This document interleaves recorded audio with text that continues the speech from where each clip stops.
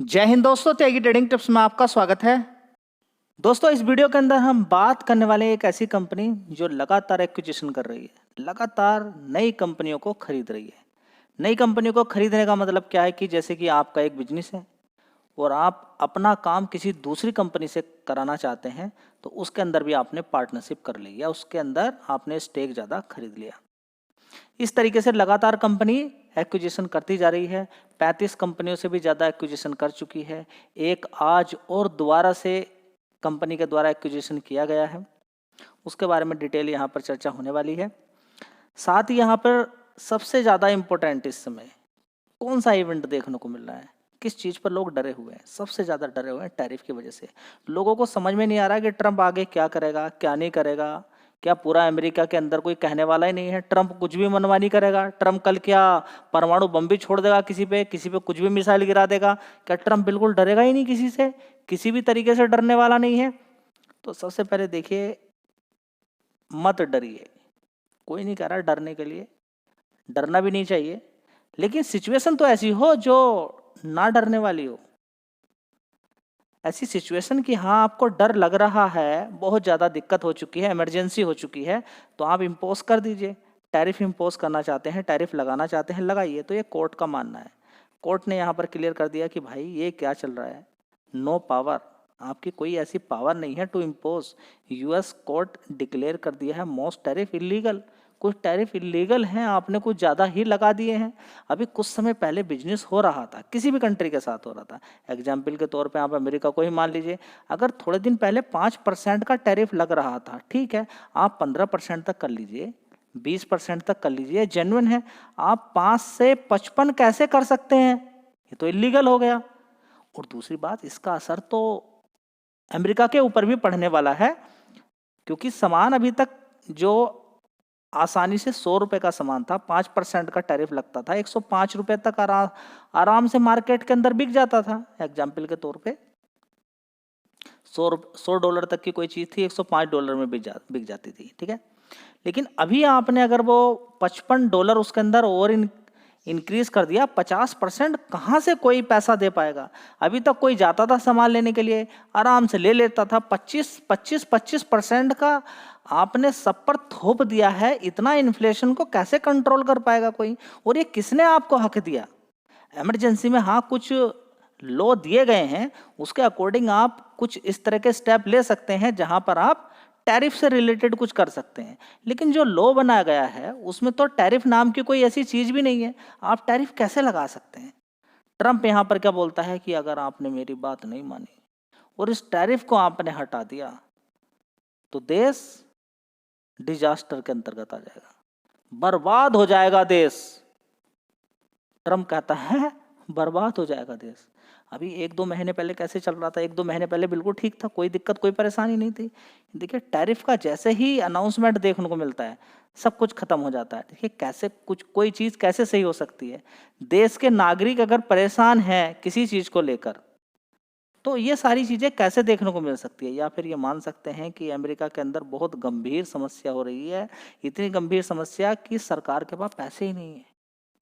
ये भी आप मान सकते हैं कि 2-3 महीने के लिए कम से कम चले। अब देखिए, पैसे रहेंगे कहाँ पर, कैसे रहेंगे? कुछ पैसा तो पाकिस्तान को दे देना है, कुछ पैसा किसको दे देना है, कुछ पैसा यूक्रेन को दे देना है। यूक्रेन को लगातार जो बाइडेन कह रहा है जितने हथियार चाहिए ले ले, लेकिन रसिया को हरा। ये हमसे ऊपर नहीं जाना चाहिए। दादागिरी के अंतर्गत आप समझिए, नाम होना चाहिए क्या, खत्म हो जाए कहानी, सारा काम खत्म हो जाए। कर्ज, इतना कर्ज है अमेरिका पर जिसका कोई हिसाब नहीं है, और कर्ज लगातार ये बढ़ता जा रहा है। चाइना से भी कर्ज लेकर रखा हुआ है, अलग अलग तरीके होते हैं कर्ज लेने के। कर्ज तो चाइना ने बोला भाई अब आप हमारा पैसा लौटाइए ब्याज सहित। तो अमेरिका कह रहा भाई अभी थोड़ा सा रुक जाइए। तो चाइना बोला नहीं भाई, रुकने का कोई मतलब नहीं है, आपने पैसा लिया, आप लौटा दीजिए। तभी ट्रम्प कह रहा है कि हम आपके 6,000 स्टूडेंट को, 6 लाख स्टूडेंट को, इतने स्टूडेंट्स को हम अलाउ करते हैं, हम इस तरह का टैरिफ देते हैं, हम वो कर देंगे, हम ये कर देंगे, हम आपके साथ इतनी छूट देने वाले हैं। और स्टार्टिंग में क्या हो रहा था? China China China China. China ने औकात दिखा दी, समझ में आ गया। तो चाइना को समझ में आ गया कि भाई पहले तो 500% तक का भी टैरिफ लगा रहा था ट्रम्प।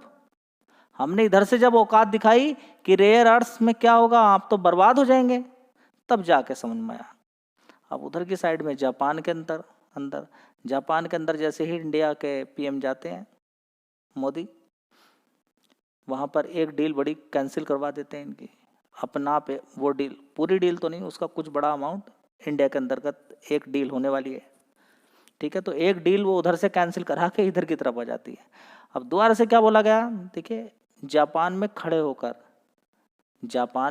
होकर सबसे पहले तो यही दिया संदेश, किसने, पीएम मोदी ने, कि हम क्लाइमेट के बारे में सोचेंगे, हम अपने एक देश दूसरे देश की इकोनॉमी को आगे बढ़ाएगा, ठीक है, मिलकर आगे काम करते हैं, ठीक है। ये सारी चीज़ें जो नॉर्मली बोली जाती हैं, ठीक है। लेकिन वहाँ पर एक बात और बोल दी है, क्या, कि चाइना और इंडिया मिलकर बैलेंस बनाएंगे ग्लोबली।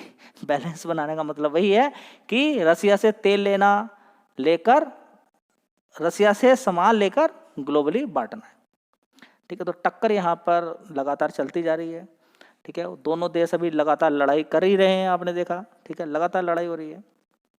किस में, रसिया में, यूक्रेन के अंदर। तो यूक्रेन कहाँ पर अटैक कर रहा है, रिफाइनरी पर, ऑयल रिफाइनरी पर। रिफाइनरी बर्बाद हो जाती है, खत्म हो जाती है, दिक्कत परेशानी हो जाती है, तो यूक्रेन को लगता है कि युद्ध खत्म हो जाएगा और ज़्यादा भड़कता हुआ नजर आएगा। क्यों, क्योंकि तेल और ऑयल अगर खत्म हो गया, खराब हो गया वहाँ पर, बिल्कुल आपने डिस्ट्रॉय कर दिया, रिफाइनरी को बर्बाद कर दिया, तो फिर क्या होगा, ये रसिया अगर देखें पूरे यूरोप के अंदर तबाही मच जाएगी और तेल के और गैस के रेट बहुत आसमान छू सकते हैं। फिलहाल उन सारी चीज़ों को अभी छोड़ दीजिए। यहाँ पर ट्रम्प के पीछे पड़ गया है कोर्ट, और कोर्ट ने क्या बोला है कि भाई आपके पास अक्टूबर तक का टाइम है, लेकिन यही थोड़ा सा ज़्यादा लंबा कर दिया।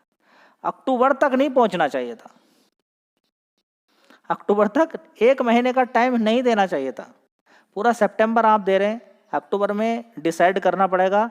आपको बोल दिया गया है कि आप सुप्रीम कोर्ट के अंतर्गत जा सकते हैं। ट्रम्प से बोला है कि अगर आपको कोर्ट में जाना है, अगर दिखाना है सारी बातें आपकी, तो दिखा दीजिए, कोई दिक्कत वाली बात नहीं है। लेकिन हमें इलीगल लग रहा है, कहीं कहीं पर आपने जो लगाई है टैरिफ लगाने के लिए, कोई मना नहीं कर रहा है, अच्छी बात है, लगा लीजिए पहले। लेकिन जहाँ पर जीरो थे आपने 50% कर दिया सीधा वहाँ पर, ये तो कोई हिसाब नहीं है। जीरो था, 10%, 5% समझ में आता है, हाँ सरकार को भी पैसा मिलना चाहिए, लेकिन ये पैसा लोगे किससे आप, अमेरिका के लोगों से ही लेना ना, यहाँ से इंडिया वाला कोई नहीं देना, कोई भी देश नहीं देगा पैसा। सामान महंगा होगा अमेरिका के अंदर, हर किसी को मालूम है कि अगर आप 20% का टैरिफ ले रहे हो या 25% का टैरिफ ले लो, वो लिया जाएगा अमेरिका के लोगों से ही, वो सारा पैसा अमेरिका के लोगों से ही लिया जाएगा। ये समझ में ट्रम्प की अगर बात आ जाए तो आगे बात ही ना बढ़े, ठीक है। तो ये समय दे दिया गया है और समय में बोला गया है कि आप यहाँ पर सारा कुछ करेंगे, ठीक है। ट्रम्प बड़ा ही बौखलाए हुए हैं यहाँ पर, और ट्रम्प कह रहा नहीं ये तो बिल्कुल गलत है, आप ऐसा कैसे बोल सकते हैं, कोर्ट से भी सहमत होने के लिए तैयार नहीं है। और ट्रम्प कह रहा कि ग्लोबली बड़ी तबाही मच जाएगी, ये तबाही मच जाएगी और अमेरिका के अंदर बड़ी दिक्कत परेशानी चली जाएगी, इकोनॉमी डूब जाएगी, बर्बाद हो जाएगा, ऐसा हो जाएगा, वैसा हो जाएगा, ठीक है। तो कोर्ट ने कहा नहीं भाई, जब इमरजेंसी, क्या इमरजेंसी दिखाइए ना आप, क्या इमरजेंसी है, इमरजेंसी में आप स्टेप ले सकते हैं, कोई मना नहीं कर रहा है, ठीक है, लेकिन इमरजेंसी बताइए ना क्या है, ठीक है। तो ये सारी बात यहाँ पर कोर्ट में, यहाँ पर मामला पहुँच चुका है। तो अब आगे देखते हैं क्या होता है।